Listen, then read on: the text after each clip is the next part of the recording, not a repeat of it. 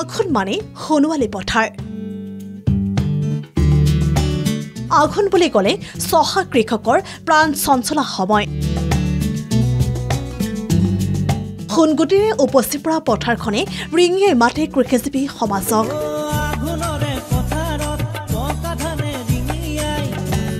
আঘোণ বুলি ক'লে সোণগুটি ধাননি আৰু দাৱনি।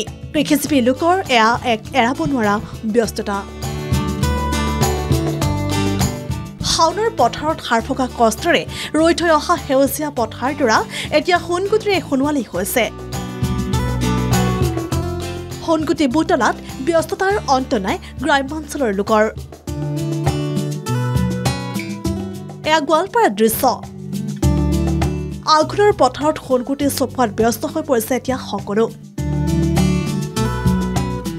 মই বৰ্তমান উপস্থিত আছো লক্ষীপুৰৰ ঢুকাপাৰা পানীচালিত। সোণগুটি চপোৱাত ব্যস্ত হৈ পৰিছে দাৱনীসকল। উল্লেখ্য যে বিগত ৩-৪ বছৰে গোৱালপাৰাৰ এইসকল ৰাইজে পাহাৰৰ পৰা খাদ্যৰ সন্ধানত জনাঞ্চলত নামি অহা বনৰীয়া হাতীৰ উপদ্ৰৱৰ বাবে নিজৰ সোণগুটিৰ দৰা চপাব পৰা নাছিল। ৰুবা পাইছে, কাটিব পোৱা নাই। কিহৰ কাৰণে? হাতীৰ কাৰণে। হাতীৰ উপদ্ৰৱ চলাইছে। এবাৰ চলোৱা নাই। এয়া টিয়কৰ দৃশ্য। টিয়কৰ ৰাইজসকলে এইদৰে সোণগুটি চপোৱাত হাতত কাঁচি লৈ ধান কটাত এতিয়া ব্যস্ত হৈ পৰিছে। সোণগুটি চপোৱাত ব্যস্ত হৈ পৰাৰ সমান্তৰালভাৱে লৈছে কিন্তু চাহ তামোলৰ জুতি, লৈছে ৰবাব টেঙাৰ জুতি।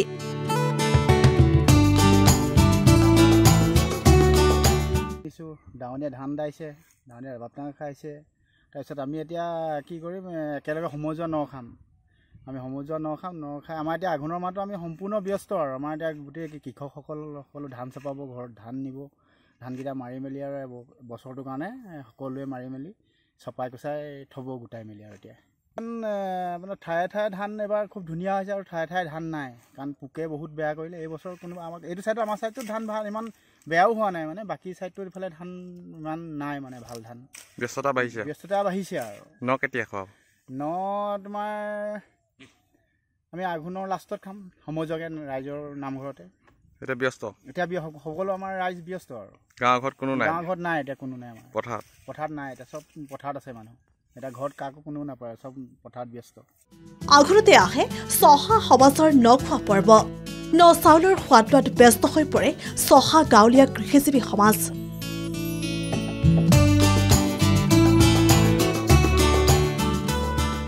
খেতি চপোৱাৰ শেষত লগে ভাগে প্ৰথম সাঁজ ভাত খোৱা এক পৰম্পৰা। অসমীয়া চহা সমাজত আগৰ পৰাই চলি আহিছে এই বিশেষ পৰম্পৰা। অতীজৰে পৰা চলি আহিছে এই প্ৰীতিৰ উৎসৱ। ইয়াতে লুকাই থাকে নিভাঁজ মাদকতা আৰু সমিল মিলেৰে থকাৰ পুৰাতন ধাৰণা। টিয়কৰ পৰা উৎপল জ্যোতিষণ আৰু লখিমপুৰৰ পৰা চাহিৰ ৰাব্বানীৰ ৰিপৰ্ট, দ্য নিউজ প্লাছ।